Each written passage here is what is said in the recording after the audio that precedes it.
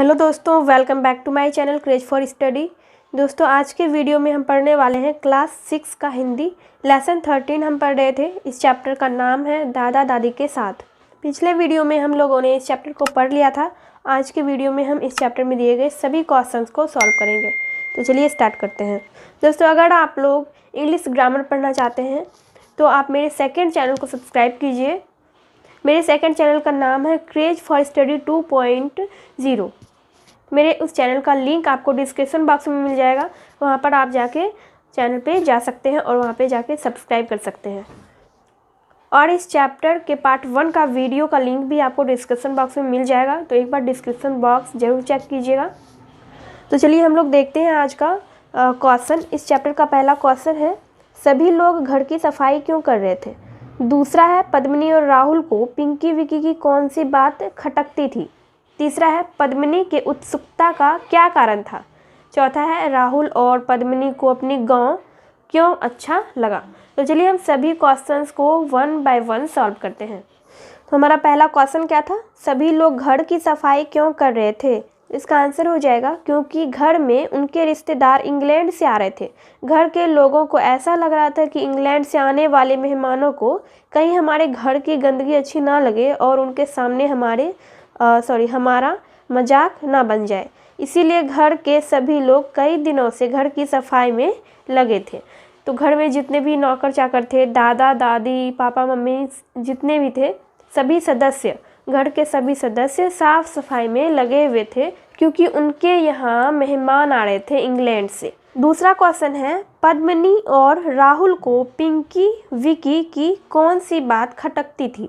अब यहाँ पे इसका आंसर देखिए, पिंकी और विकी को हिंदी भाषा का ज्ञान होते हुए भी वे हमेशा अंग्रेजी में ही बात करते थे, जबकि वे दोनों अच्छे से जानते थे कि राहुल और पद्मिनी हिंदी भाषा अच्छी तरह समझते और बोलते हैं। इन्होंने तो यह सोचा था कि भारत आकर इनकी हिंदी का ज्ञान और निखर जाएगा। थर्ड नंबर का क्वेश्चन है, पद्मिनी के उत्सुकता का क्या कारण था। इसका आंसर होगा, पद्मिनी दादी के पास रस्सी से बनी चारपाई पर बैठी हुई थी। बाहर काली रात के साये में मेढकों का टर्राना सुनाई दे रहा था। नभ में ढेर सारे तारे छिटके थे। पद्मिनी को ऐसा लग रहा था जैसे वे किसी बीते हुए अतीत में, यानी कि बीते हुए कल में पुनः यानी कि फिर से आ गए थे। तभी दादी ने उसे पूछा, बेटा तुमने रामायण महाभारत की कहानियाँ सुनी है।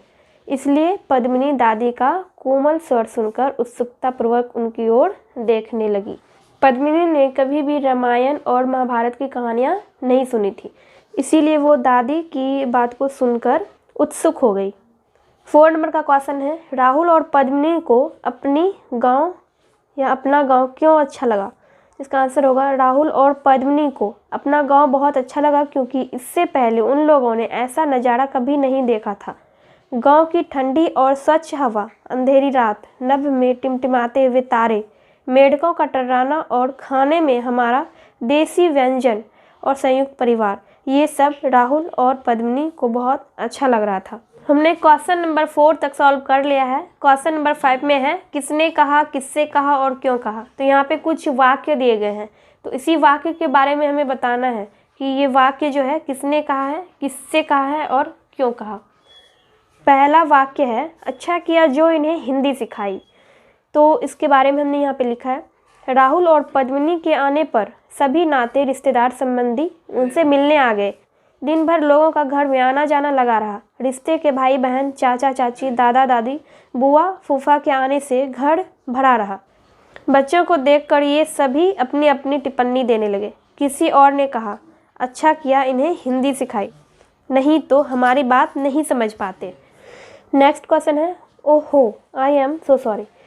तो ये वाक्य किसने कहा है, किससे कहा है और क्यों कहा है, इसी के बारे में हमने यहाँ पे लिखा है। पद्मिनी और राहुल के संग घर के लोगों का दिन बीत गया।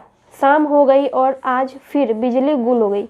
इस स्थिति से निपटने के लिए पिंकी ने सफाई देते हुए कहा, ओहो आई एम सो सॉरी। तुम सोचोगे कैसी कंट्री है इंडिया। तीसरा सेंटेंस है, अपनी भाषा होते हुए भी ना जाने क्यों वे सदा अंग्रेजी में ही या फिर अंग्रेजी ही बोलते हैं। तो इसका आंसर हो जाएगा, ये विचार पद्मिनी के हैं। तो ये वाक्य जो है ऐसा पद्मिनी सोच रही थी।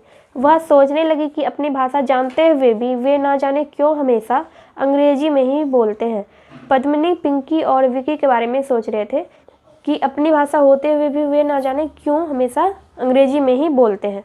उन्हें मालूम था कि राहुल और पद्मिनी दोनों भाषा अच्छी तरह जानते हैं। पिंकी और विक्की को अच्छी तरह पता था कि राहुल और पद्मिनी हिंदी और अंग्रेजी भाषा अच्छी तरह जानते हैं, लेकिन फिर भी वे हमेशा अंग्रेजी में ही बात करते थे।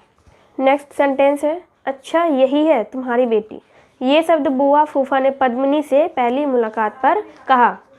नेक्स्ट है, लगता है बेटी माँ जैसी है, वही नीली आंखें और काले बाल, बड़ी सुंदर निकली है। तो इसका आंसर हो जाएगा, ये वाक्य भी घर आए मेहमानों में से ही किसी के हैं।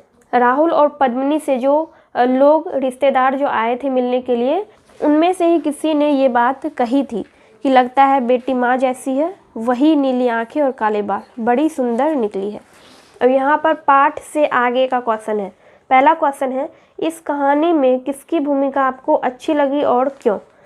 इसका आंसर है, इस कहानी में सबसे अच्छी भूमिका दादी की लगी। दादी ने विदेश से आए बच्चों को अपनी प्राचीन भारतीय संस्कृति का एहसास कराया, जो पद्मिनी और राहुल के भारत आने का उद्देश्य था।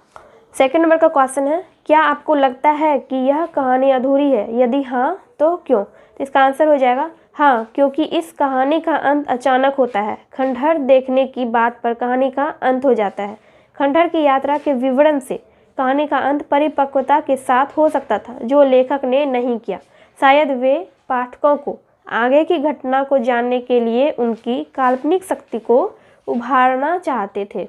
नेक्स्ट क्वेश्चन है, सोचिए इस कहानी के अंत में अगले दिन क्या हुआ होगा? तो कल्पना करके हम बता सकते हैं कि इस कहानी के अंत में अगले दिन क्या हुआ होगा। तो यहाँ पे हमने लिखा है, उसी कल्पनाशीलता को जोड़ते हुए हम इसे समझ सकते हैं कि अगले दिन दोनों बच्चे खंडहर की यात्रा पर गए होंगे। वहाँ इन्होंने खंडहर के चित्र उतारे होंगे, जिससे यादगार के रूप में इंग्लैंड ले जाएंगे। कुछ नए पक्षी राहुल ने देखे होंगे और खंडहर के कुछ विशेष बातों को अपनी डायरी में नोट किया होगा, ताकि वे इस पर गहराई से अध्ययन कर सके। नेक्स्ट क्वेश्चन है, अगर आपके यहाँ कोई संबंधी आए तो आप क्या क्या करेंगे?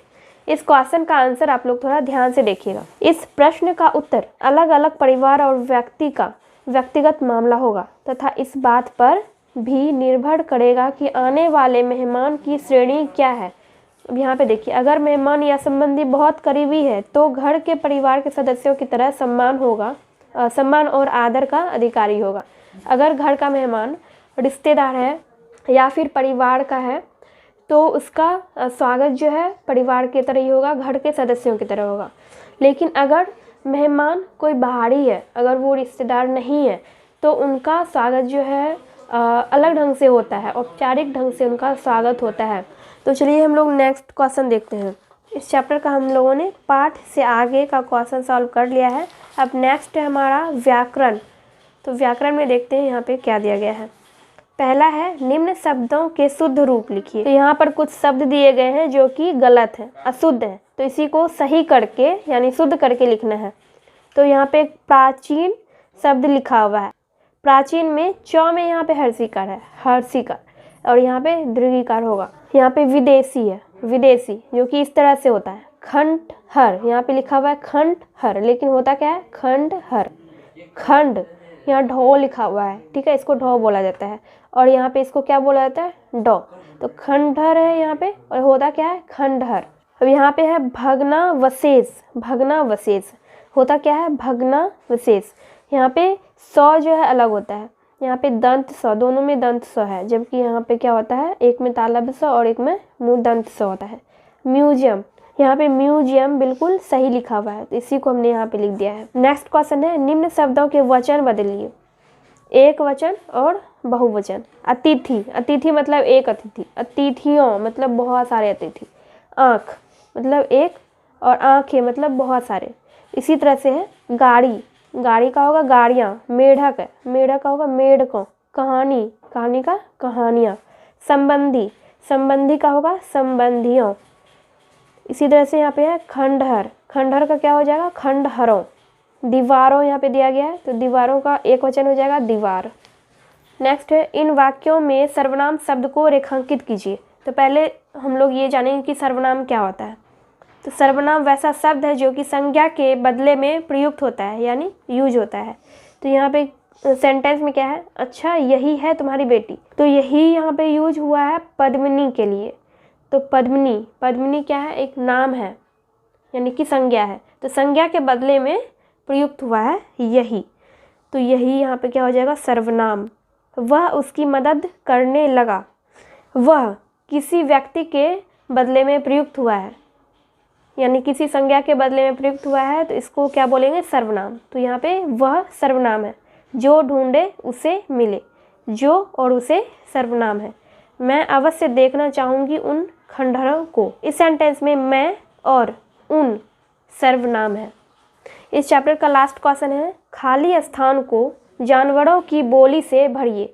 मेढक, घोड़ा, हाथी, कुत्ता, शेर, गधा, बकरी। तो इन सब की बोली अलग अलग होती है। मेढक टर्राता है, तो यहाँ पे हमने लिखा है टर्राना। घोड़ा हिनहिनाता है, तो यहाँ पे लिखा है हिनहिनाना। हाथी चिंघारता है, तो यहाँ पे लिखा है चिंघारना। कुत्ता भौंकता है, तो यहाँ पे हमने लिखा है भौंकना। शेर क्या करता है, दहाड़ता है, तो यहाँ पे लिखा है दहाड़ना। गधा रेंकता है, तो यहाँ पे हमने लिखा है रेंकना। बकरी मिमियाती है, तो इसीलिए हम यहाँ पे लिखेंगे मिमियाना।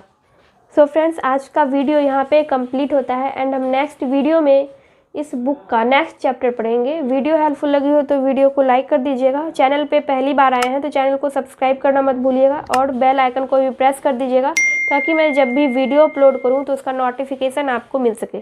तो चलिए मैं मिलती हूँ आपसे नेक्स्ट वीडियो में।